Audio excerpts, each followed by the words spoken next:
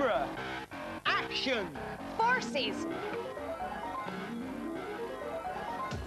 We'll be having a look at what forces are. What forces can do? And how forces are everywhere, controlling everything. How some forces are pulling forces. Some forces are pushing forces. Some forces move things slowly and steadily.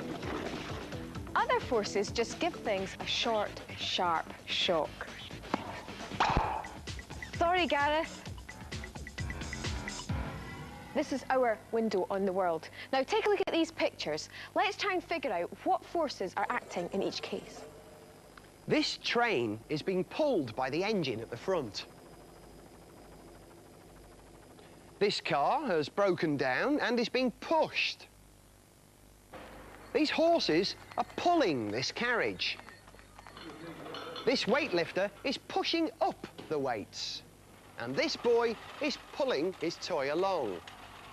So everything we saw was being either pushed or pulled by a force? Yes, but can you tell which are the big forces and which are the small forces?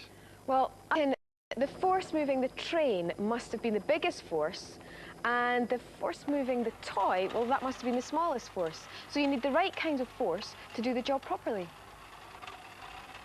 We know how to measure distance in meters and weight in kilograms, but you can also measure force. And the unit of measurement for force is the Newton.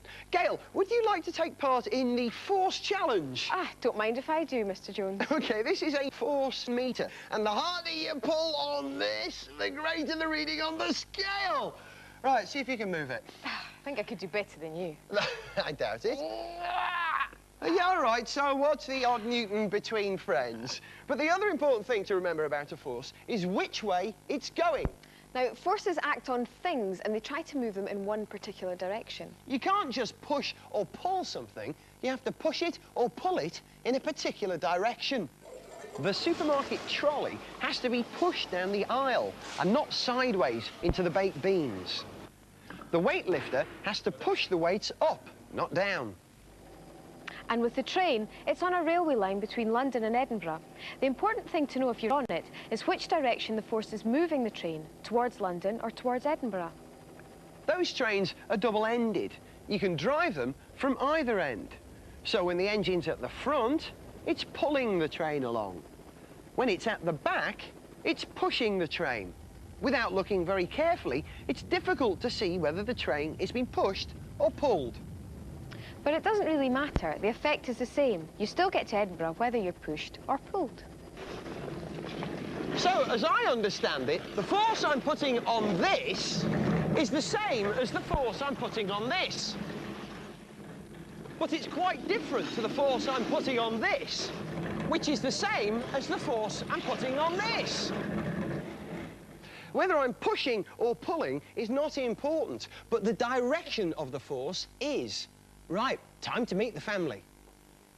Like any family, forces come in all shapes and sizes and go in all different directions. Some forces go up, some forces go down, some go backwards, some go forwards, and some go sideways. But I thought you said that all forces were invisible. And they are, but we use arrows in diagrams to help us understand the forces. OK, so let's have a look at my car. OK. The best way to do this is to draw a diagram on my fantastic screen here. OK. Right.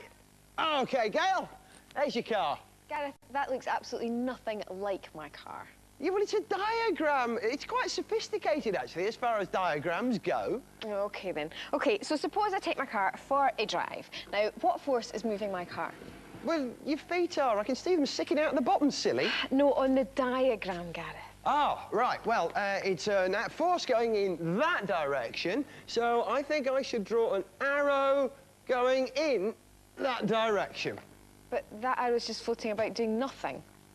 OK, so how about if I grab that arrow and move it round to the front so it's connected to the car so we can see that it's acting on the car in that direction? Oh, yeah, that makes sense. So when the car's moving, it's going to be moving along the line of the arrow. But what happens when I go into reverse? You like to make things complicated, don't you? Well, the force is making the car go in the opposite direction, so the arrow needs to change direction, and that's easy enough to do. And there it is. But supposing I break down and I've got to get out and tow the car. Well, the force is once again in the forward direction, so the diagram looks the same as it did when you were driving the car. Now, supposing the tow rope's broken and I've got to go and push it. Well, once again, the force is in the forward... No, stop there, because as far as the car is concerned, it doesn't matter whether it's being pushed or pulled. So in a force diagram, the important thing is to get the arrows pointing away from the thing that the force is acting on. OK, so now it's clear that the force is going in the right direction because the arrow is pointing away from the car. So when the car starts to move, it always moves along the line of the arrows. The diagram will look the same whether the car is being driven forward, towed forward or pushed forward. The important thing is forward. Exactly. Now, come and take a look at this. This is a lift in a shopping centre. Most lifts have cables which pull them up. But you will see some smaller lifts which have a piston which pushes them up. Right then, so here's our diagram of the lift. Now, what's the force pushing it up the shaft? Well, this is actually a very good diagram for either kinds of lift, whether it's being pushed up or pulled up. OK, let's see where we've got to. Now, you can't see forces. But sometimes you can see the effect that forces have on things, and, sometimes you can feel their effect. There are big forces, and there are little forces, and you measure forces in newtons. And another thing to remember is the direction that the forces are moving in. I've got a theory forming in my head. Go on then, let's hear it. Well, you can't usually see the force, but you can usually see the thing that's causing the force. It's usually attached to or touching the thing that's being moved. So come over here and I'll show you. In this case, the horse pulls the cart and the cable pulls the lift up. Gareth, what would happen if I dropped this ball? It would land on my head, so if you don't mind, I'll stand out of the way. OK, here goes. Now, the ball moved and nothing was touching it, so bang goes your theory. No, the theory's fine. I could see what was causing the ball to fall. Well, what? Well, come down here and I'll show you. The Earth, silly. But the Earth wasn't touching the ball when I dropped it. Ah, but it doesn't need to, because we're talking about gravity here, and gravity is one of the few forces which can have an effect on something without touching it, and absolutely everything feels gravity the whole time. But if that's the case, then how come the ball's not moving now? Because the floor's in the way, silly. Ah, right. So if I was to draw that on a diagram, then it would look a bit like this. Right, OK. Now, there's my ball, and there's the force of gravity. Right, well, actually, there's another name for the force of gravity, weight. Weight is actually the pulling force of the Earth's gravity. So as it's a force, it really should be measured in newtons and not in kilograms. Gareth, step this way. Right, Gareth, this is a speak your weight machine. So go on, hop on. 720 newtons. Is that bad? Well, put it this way, no more chocolate biscuits for you, I don't think. But I like chocolate biscuits. Besides, I only had 2 packets. Oh, don't tell me. Do you want to know the easiest way to lose weight? What? Visit Mars. Because in Mars, their gravity is 1/3 of what it is here on Earth. So, hang on.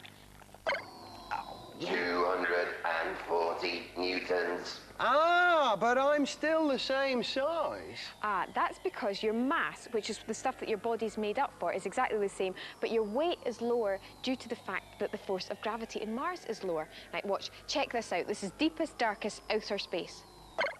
0 newtons. See, here we've got absolutely no weight whatsoever. Perfect. That means I can have as many chocolate biscuits as I like.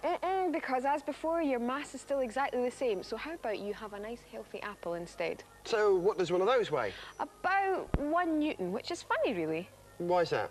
Because what was it that gave Isaac Newton his idea for the theory of gravity?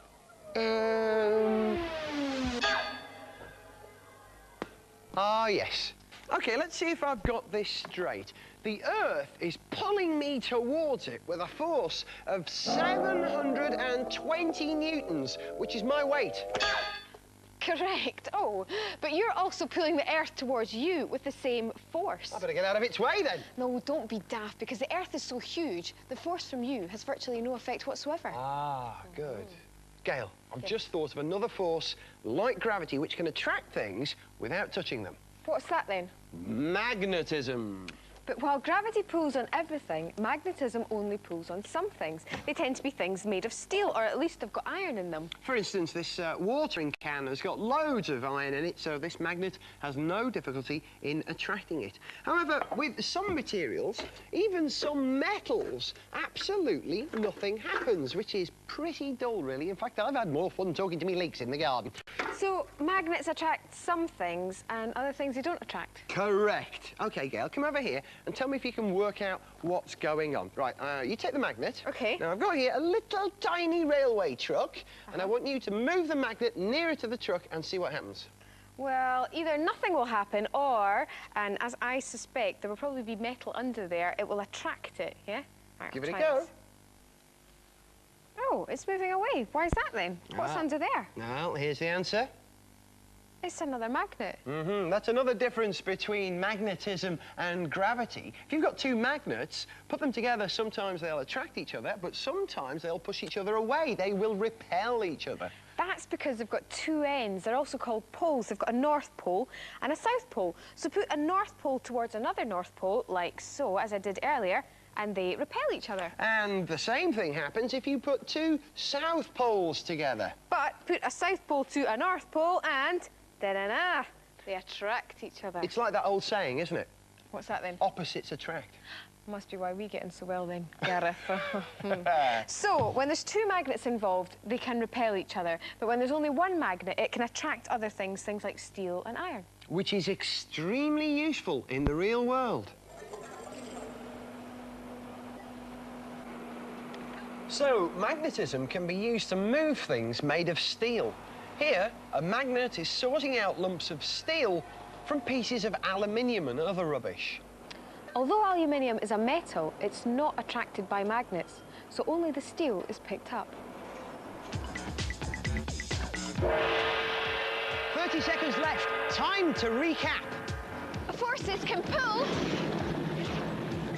Or push. It doesn't matter. It's the direction which is important. The other thing that counts is size.